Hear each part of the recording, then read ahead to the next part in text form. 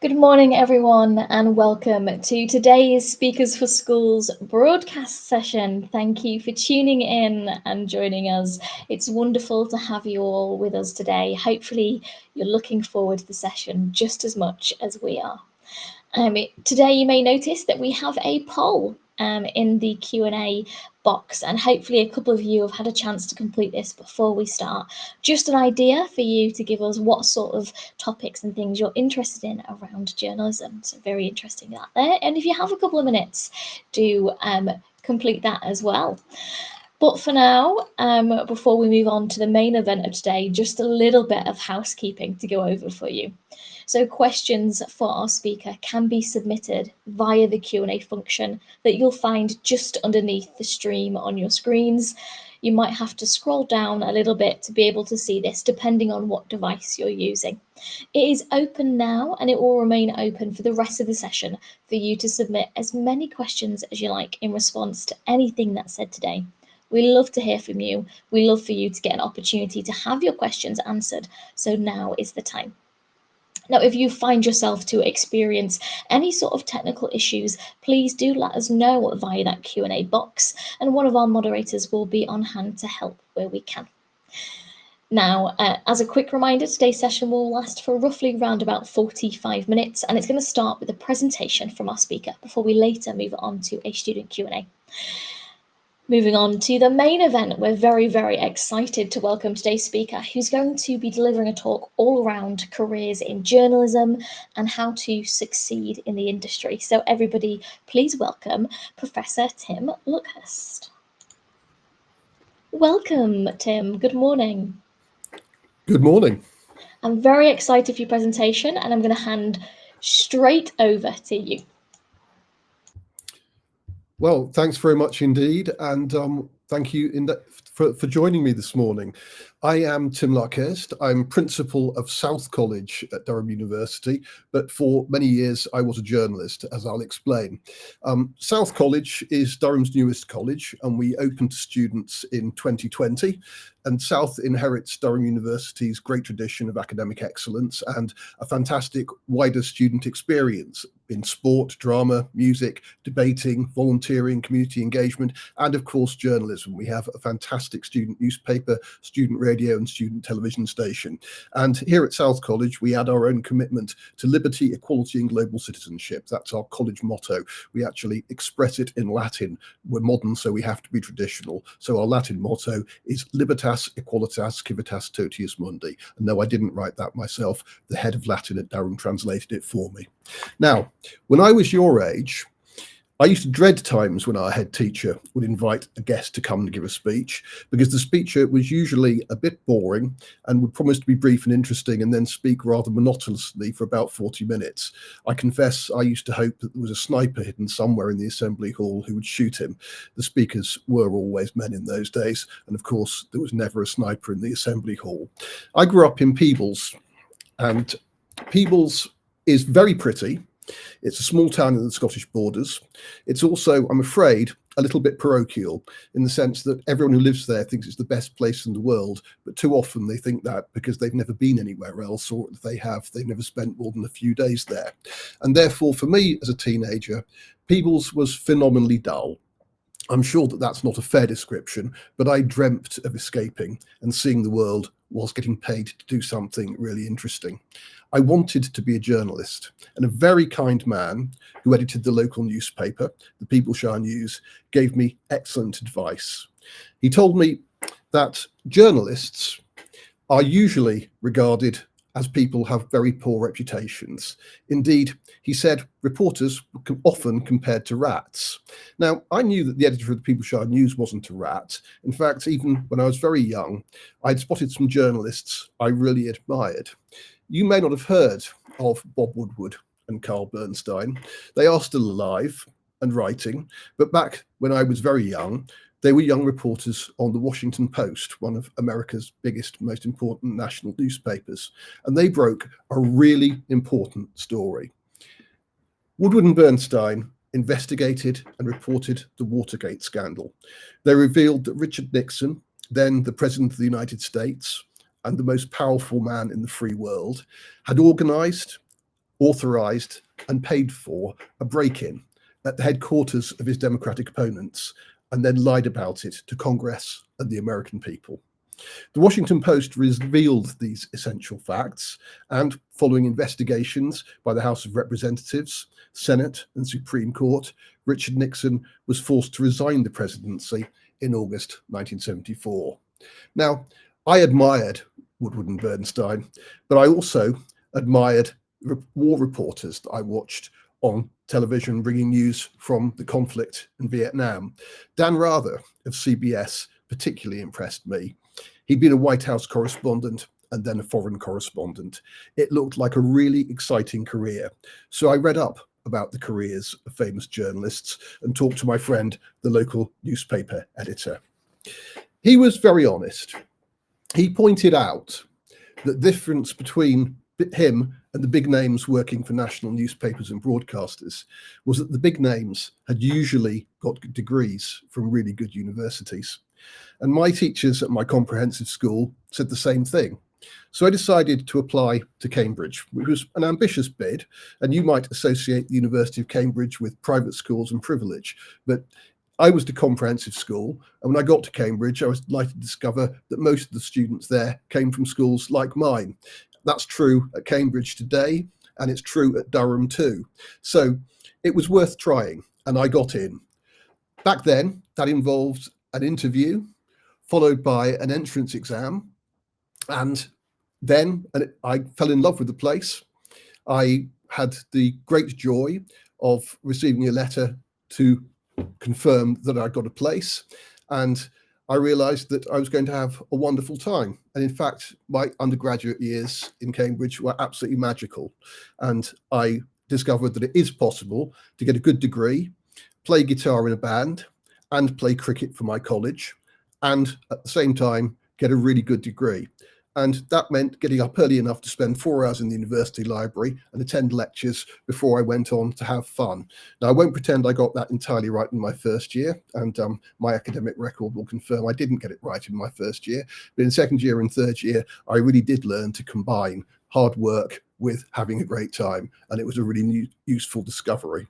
After graduating, I got a job in the House of Commons as press officer to the Shadow Secretary of State for Scotland, and that work involved briefing journalists, but I knew I really wanted to cross the fence and become a proper journalist. So I applied for a job at the BBC, and after an interview, I succeeded and joined the Today programme as a trainee producer in 1987. I was very lucky. I promoted rapidly and soon became a duty editor. That meant I was responsible for 3 complete editions of what was then the most popular and most widely listened to morning radio news programme in the UK. My career took me around the world. I covered the Romanian Revolution in 1989 and was in the city of Timișoara in western Romania when the dictator of Romania, Nicolae Ceausescu, was shot by his own troops. After Romania, the BBC sent me to cover the Gulf War, and I reported from Kuwait, Iraq, Jordan, and Israel before returning to the UK.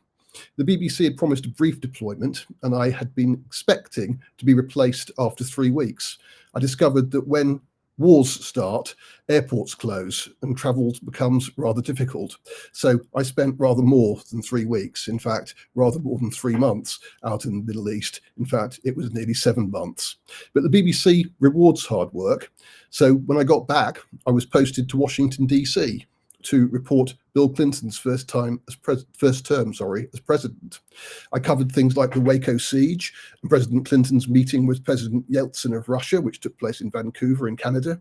And then when I returned from the UK, I was appointed to the team that designed and launched Radio 5 Live. That was great fun. I was one of the launch editors, and I was then promoted to be head of news at BBC Scotland, which meant that I was in charge of newsrooms from Dumfries to Lerwick, including the busy ones in Edinburgh, Glasgow, and Aberdeen. From the BBC, I was recruited to join The Scotsman, Scotland's national newspaper, and I had 3 lovely years there before becoming a columnist. In that role, I wrote for newspapers of all kinds, including ones in the United States and at home in the UK, and wrote my first book, which was a biography of the Today programme. It's still in print. It was published by Aurum Press. So I think journalism is an absolutely wonderful career. Every day brings new challenges. Reporters can work independently as long as they keep coming up with good stories, and you have all sorts of opportunities to meet people. I've met and interviewed senior politicians, including British prime ministers and US presidents, and leading authors too. I always steer clear of sport though, because I enjoy football far too much to make it part of my job. I do not want to be writing the match report when I ought to be enjoying the game or talking to other fans. So, where are the journalism jobs now? Well, all of the titles that were originally launched as print editions, and they were very successful as printed newspapers until the internet came along, are now read by millions of people every day online. And that's great. In fact, newspapers have adapted brilliantly to the online world. Some were a bit slow to make the change, but the big national titles are succeeding very much as online publications. And in some cases, such as the Times and the FT, now have more readers online than they ever had when they were printed editions. In the mid-market, papers like the Daily Mail have done brilliantly. Readership of Mail online is counted in tens, if not hundreds of millions every day. So a very successful online newspapers. Popular newspapers have found it a slightly difficult market, but they've made the transition quite well, and online editions work for them too. They are really successful, but perhaps not quite as successful in the online world as the broadsheets such as the Times and Financial Times. They rely entirely, the popular papers, on selling advertising to pay for their editorial content. The subscription model doesn't seem to work quite as well for them. Local newspapers, however, have found it quite a difficult world. They found the transition to online very difficult indeed. Their markets aren't large enough to generate a really good income from advertising alone. And at the same time, fewer readers are willing to pay for print editions or online subscriptions to local papers. So the internet hasn't been particularly good for local newspapers. And as a result, reporting of local councils, courts, theatres and sports has declined a bit. Enthusiastic local amateurs have launched online alternatives. And do forgive me, I must make the light in my office go on again. I won't be a moment. The wonders of new technology. It's on a timer, and sometimes it does that to me. Do forgive me. As I say, local newspapers have found the transition a bit difficult. The internet has not been good for them. And so reporting of local events and local councils, courts, theatres and sport has really declined. But local amateurs have launched alternatives all over the country, although the quality is variable, and it is a problem, I think, that many parts of the UK lack independent professional reporting. The really big winners in this change have been the weekly magazines. And if any of you read any of these, I really congratulate you, because a generation that appears happy to get their daily news from broadcasters or from stories on the internet clearly seems to want a detailed weekly roundup of the important stories. So titles such as The Spectator, The Economist and The New Statesman are really thriving. They offer really detailed news, analysis and opinion alongside really sophisticated reviews of books, films, theatre, and their readerships have expanded and they are now highly profitable. As an example, The Spectator, which was worth only £2 million 10 years ago, was this summer bought for £100 million. It works as a print title. Indeed, it sells more printed copies than at any time in its history, and it also has a very successful online edition. The same is true of The Economist, which sells 650,000 copies of its print edition in the USA and performs equally well in the UK, Europe, and the USA. Radio has also remained enormously popular, and you've got a huge choice of radio stations available. On the BBC, you've got BBC Network Radio, Radio 1, 2, 3, 4, 5, 5 Extra, etc. You've got BBC Local Radio, you've got independent radio and independent local radio. In fact, IRN, independent radio, offers a huge range of stuff, which is tremendously entertaining. I've been particularly pleased by the recent launch of Times Radio. That's a radio station which is using the staff of the Times to cover world and British affairs, and it does it fantastically well and offers an alternative of high quality intelligent journalism, which used to only exist on BBC Radio 4. Now you can get that from Times Radio as well. Indeed, that's a fantastic change in the market to see a great national newspaper also succeeding as an online and on-air radio station, a really successful attempt.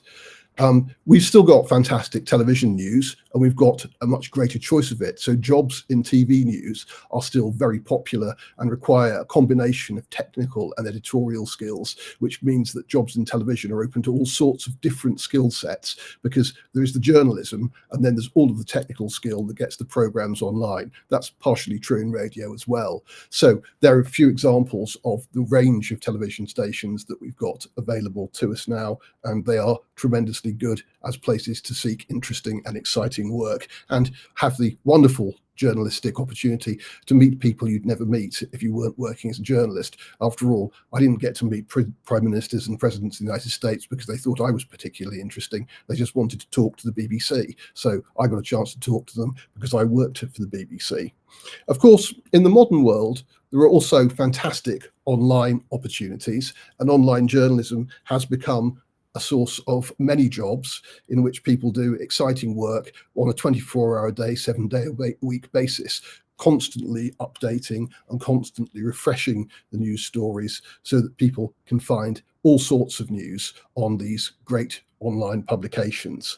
There are, of course, many ways to find access to individual stories on social media, and I'm often amused to find that people talk about reading news on Facebook, on Twitter, on TikTok, on Instagram, etc.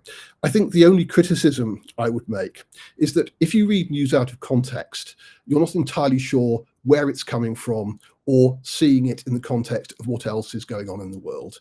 I always say that if you really want to understand the world, you need to know a bit more than just what you're interested in. And the great thing about a newspaper or a broadcast program is it will tell you about the important stories, and you'll listen to or watch things which you aren't instinctively interested in, but become interested in them as you begin to learn more about them. In fact, I think one of the great purposes of newspapers and of broadcast journalism is to educate the public. After all, as we live in democracies, we all have an obligation to understand what's going on so we can make informed choices when we come to vote. And that's one of the most important things that journalists try to do. In fact, there are powerful academic arguments about the importance of journalism and why social media might not be the ideal way of getting access to news. The best of them are made by a man who I admire greatly, Professor Michael Shudson, who was Dean of the School of Journalism at Columbia University in the United States. He believes that journalism provides full and fair information so citizens can make sound political choices. I think that's a really crucial definition of what journalism is for. It's not just there to entertain, it's not just there to amuse, it's there to inform you, and it's there to inform you so that you can make informed political choices. If you think about it, that's why dictators and totalitarian rulers around the world are so keen to repress free journalism. They don't want people to be informed, they don't want people to be able to make informed choices. Indeed, they won't allow them to make choices, so they don't want to be challenged by people who think that there might be a better way of ruling the country. Journalism also investigates sources of power, and it's particularly good at investigating government and seeing what government is doing wrong, seeing how government might do things better and making alternative suggestions. It analyzes complicated ideas and helps citizens to understand the society and their world. And I think that's one of the most important things journalists can do, to turn complex issues into versions which can be understood and widely appreciated by large audience. So it tells people about others in their society and helps them to understand the lives of people that they're not familiar with. And I think that's a really good thing and helps us to be more tolerant and more understanding. It does serve as a forum for debate between citizens and a forum for debate in which we can all participate. And in that sense, it's a very important forum and one that we should all be able to appreciate and take part in. And it can serve as an advocate for particular ideas or policies which might mobilise people to support them. That's a role that newspapers in particular play, because there is a very key distinction in Britain between newspapers and broadcasters. Newspapers can take a political position and can campaign for it, and most newspapers do take a political stance and do campaign for it.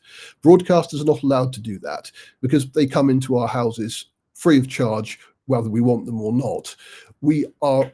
Broadcasters are required to be objective, impartial, and fair. Now, there may be arguments about whether they always reach that standard, but that legal distinction between newspapers, which can support a political party or a particular cause, and broadcasters, which are supposed to be independent and fair-minded, remains a powerful one and remains a legal position which is still respected formally in this country. So that's an important caveat, but all of those things are key things that news can do for democracy. For good journalists, of course, ethics are also important. And I would add to Michael Shudson's Things News Can Do for Democracy two important values: accuracy and sincerity.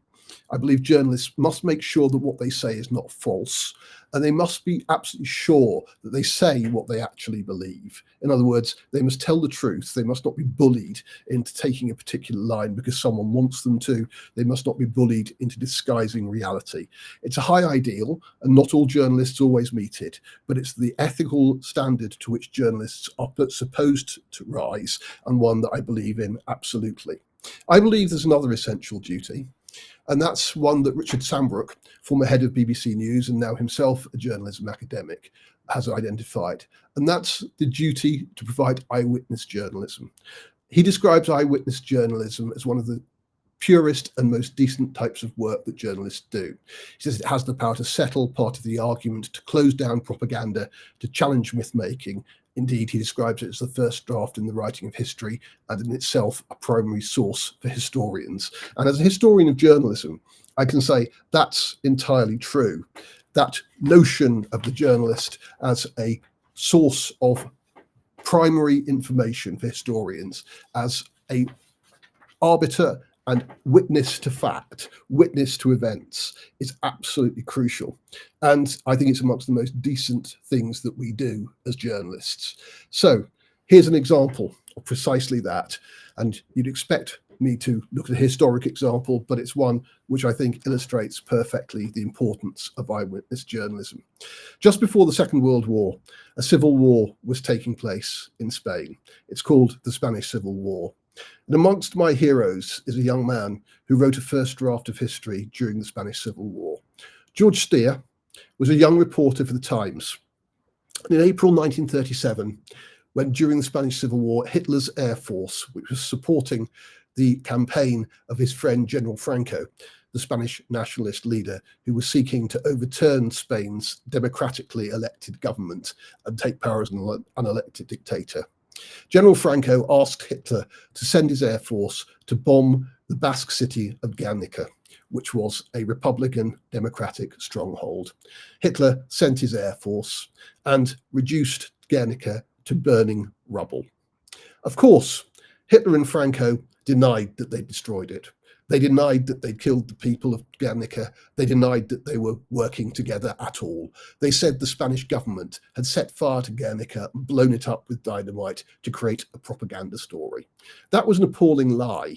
And George Steer walked towards Guernica, saw the planes that bombed it, interviewed the survivors, described the planes with their black crosses on the wings and identified them as German aeroplanes, Junkers type aeroplanes, which were not used by any other air force and which were clearly the German Air Force fighting on behalf of Franco.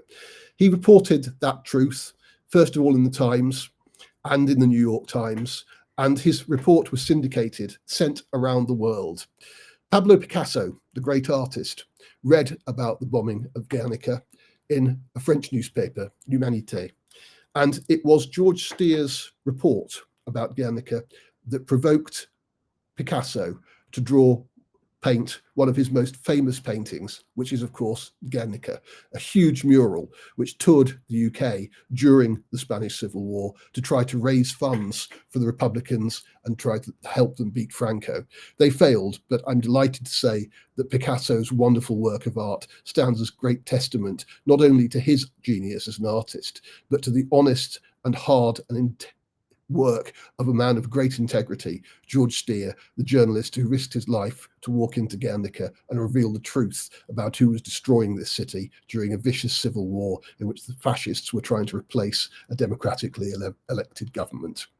I write about these events and others in my most recent book, Reporting the Second World War.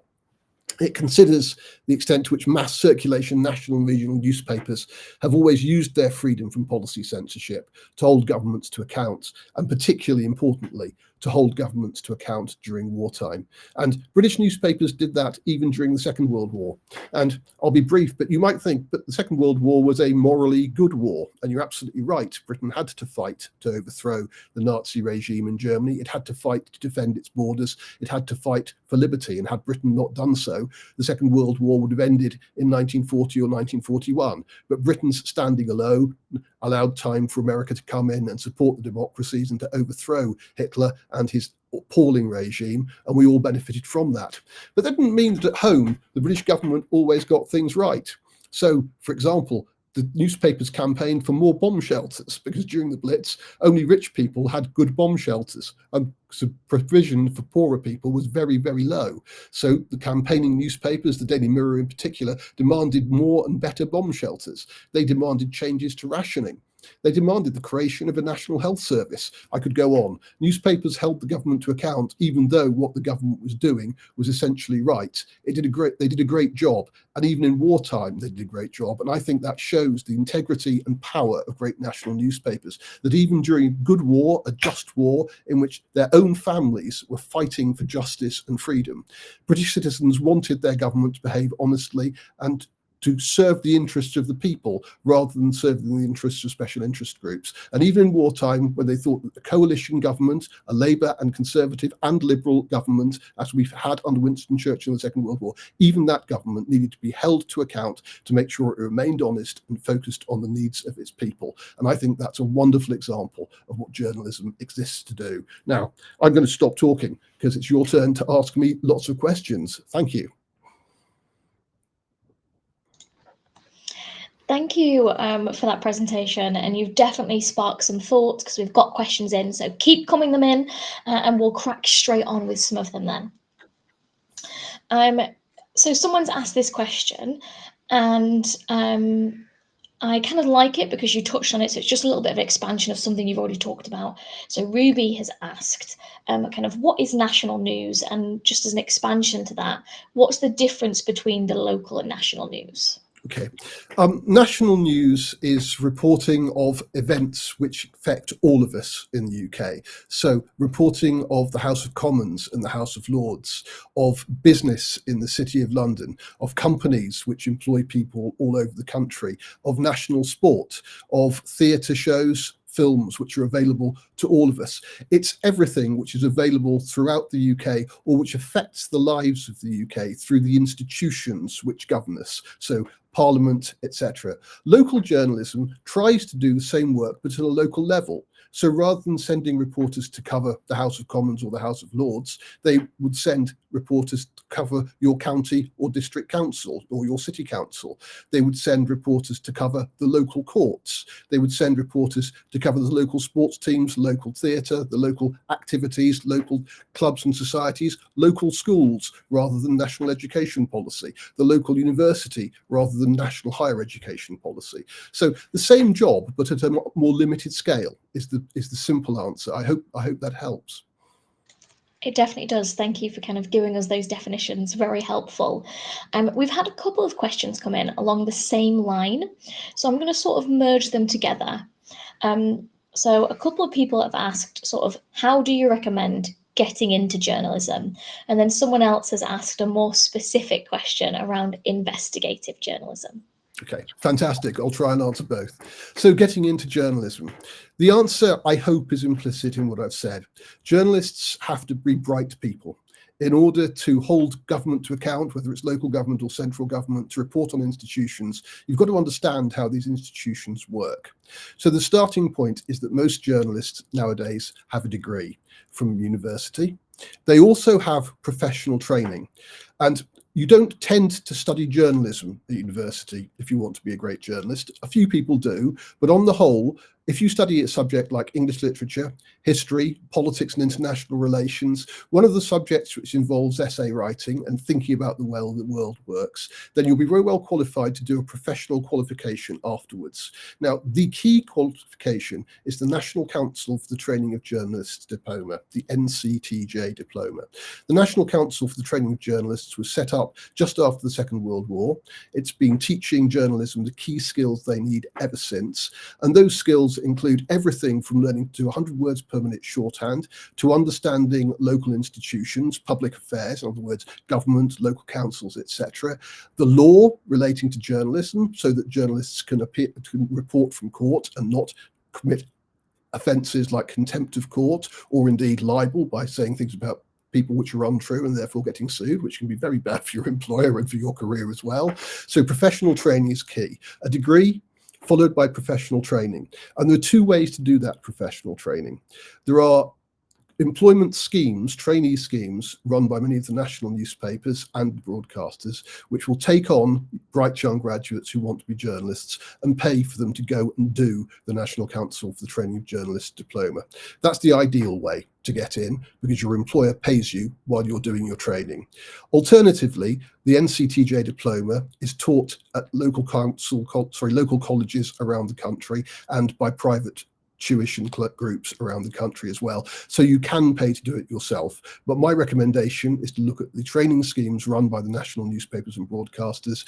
If you can get onto one of those training schemes, then you'll be paid while you do your professional training. And that's the perfect way. So degree plus professional training, that's the simple answer. But of course, there is a third thing. You have to have a really, really close interest in news. So if you want to be a journalist, you want to make sure that you're reading at least one of the national newspapers every day. And I don't mean just reading the bits you're interested in, I mean reading the whole thing. You need to be listening to the radio. You should be listening to the Today programme or Times Radio in the morning. You should be watching television news in the evening. If you don't want to do that, the answer's simple. You don't want to be a journalist. If you want to be a journalist, you'll be reading newspapers, you'll be listening to the radio, and you'll be watching TV. And you won't only be reading, listening, or watching things you're interested in. You'll be listening, reading, and watching the things that your audience, your potential readers or viewers or listeners want to know about. That's what makes you a great journalist. You take an interest in what the public wants to know. Yeah, really interesting to think about sort of the element of doing something that you love, but also acknowledging that your audience is, you can't get anywhere without their interest, right? No, journalism is a public service. And I was asked about investigative journalism. I'm often asked about this. I give a very honest answer to this. Almost all the great investigative journalists, like Bob Woodward and Carl Bernstein, and people who are investigative journalists to this day, are people who started out as reporters.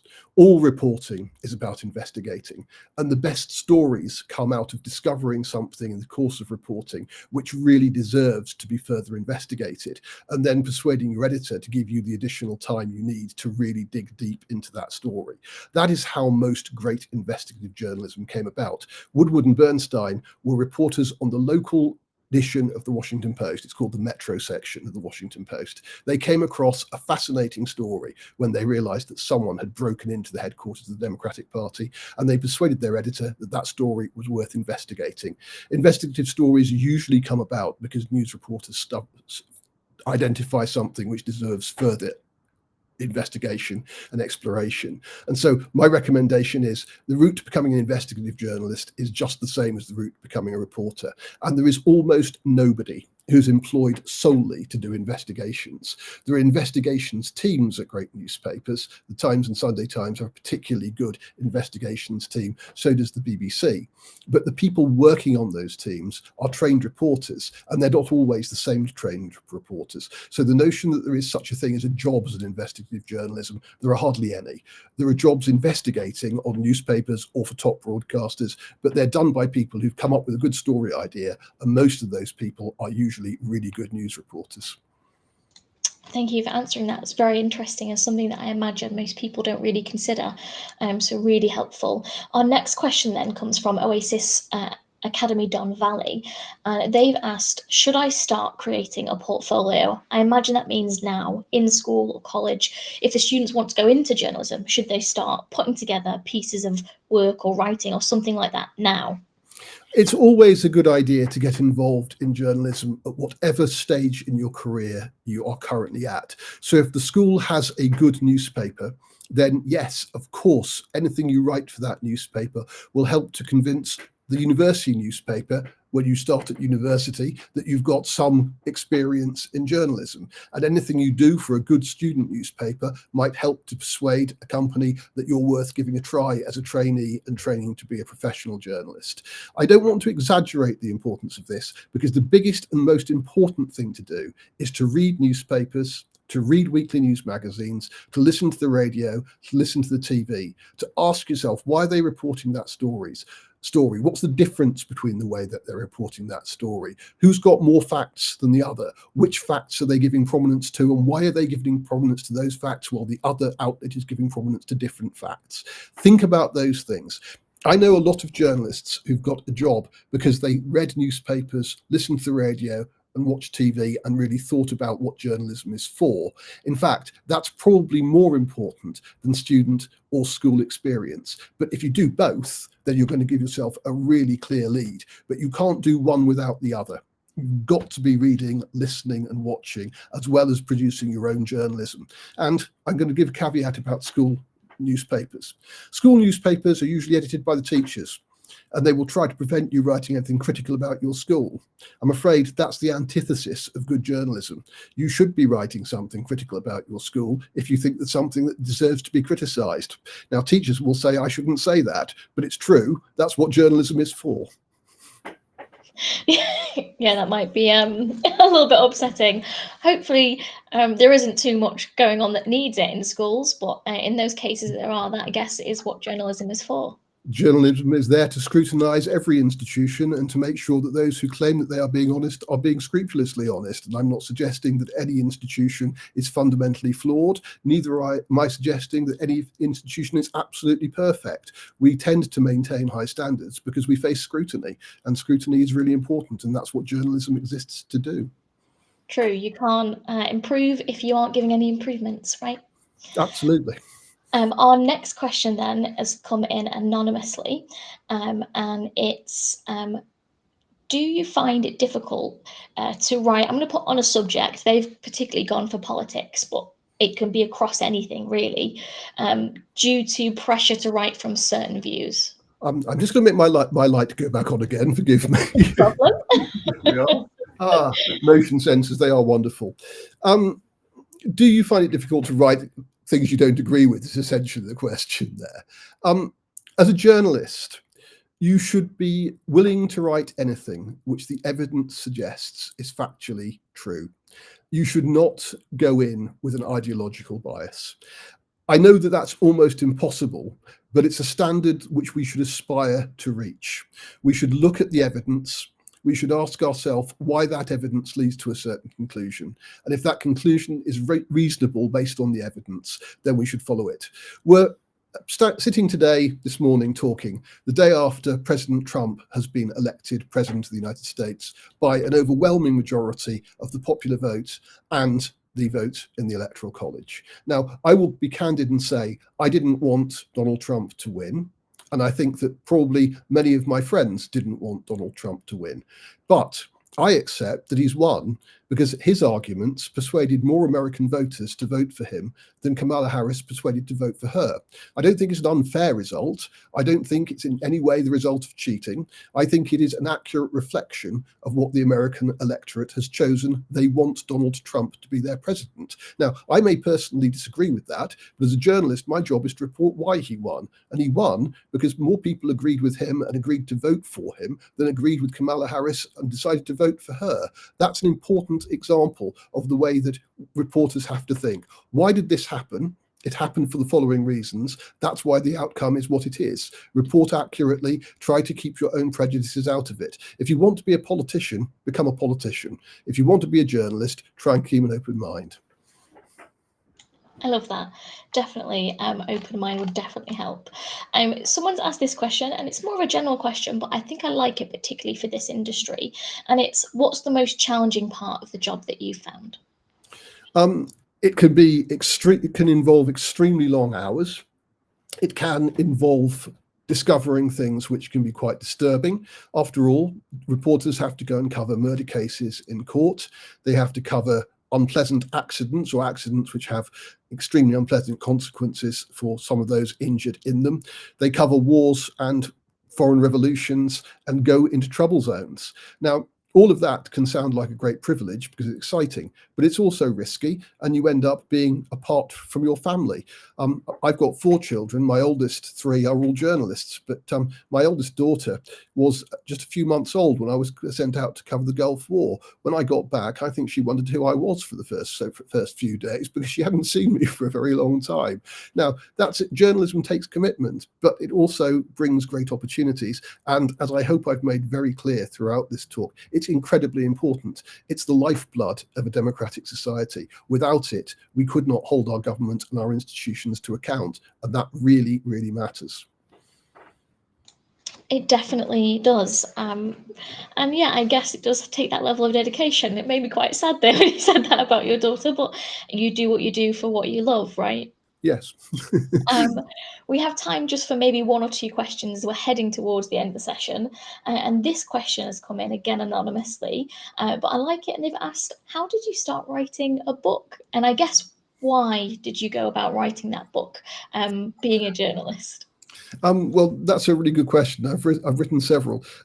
I started writing a book because a publisher approached me and said, we would really love to have an insider story about the Today programme, to know how it really works. You work there, you're a great journalist, you've been doing this for a long time. How do you fancy writing a book? And when they then said, we'll pay you to do it, I thought, well, that sounds like a good idea. So I was delighted.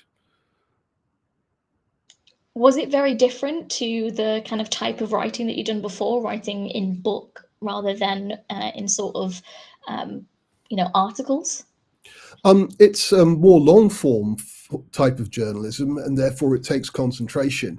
But I was given really good advice, and the advice was to regard journalism, regard the writing of a book as being 10 8,000 word pieces rather than one 80,000 word exercise. So I was happy to regard it that way and to break it down into chapters and write it chapter by chapter. And that's how I've done all of the books that I've written. And it's really quite fun and quite rewarding. It just takes concentration and meticulous attention to detail and a bit of literary style. And I like to think that I can manage all 3.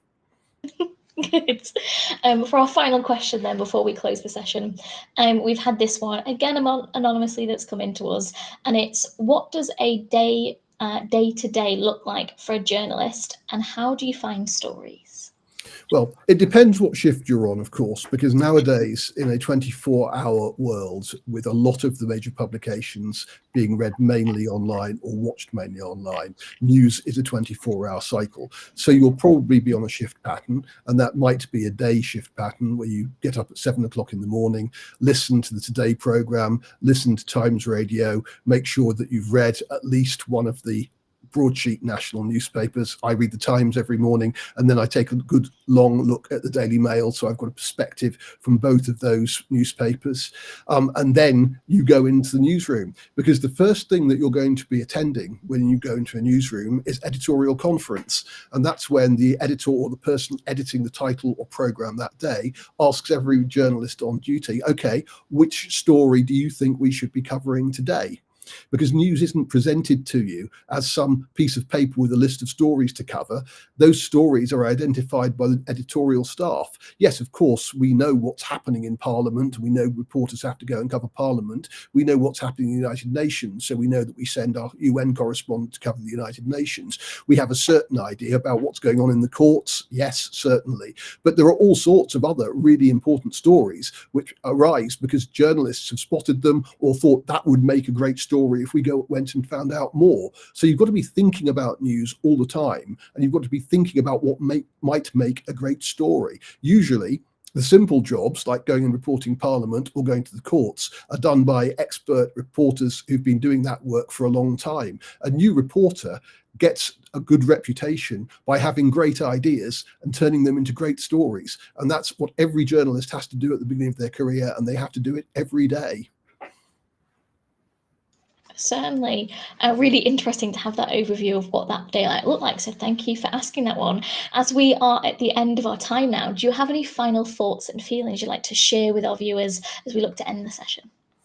Yeah, with great pleasure. Journalism is a wonderful career. It's incredibly rewarding and it's significant and important to our democracy. So if you want to do something which is rewarding, truly good fun, and really significant as well, something which serves a really important social purpose, then there is nothing better than really good professional journalism. But remember, it's not easy. If you're not interested in reading about the news, if you don't care about how democratic institutions work, if you're not following world affairs, it's highly unlikely that you want to be a journalist.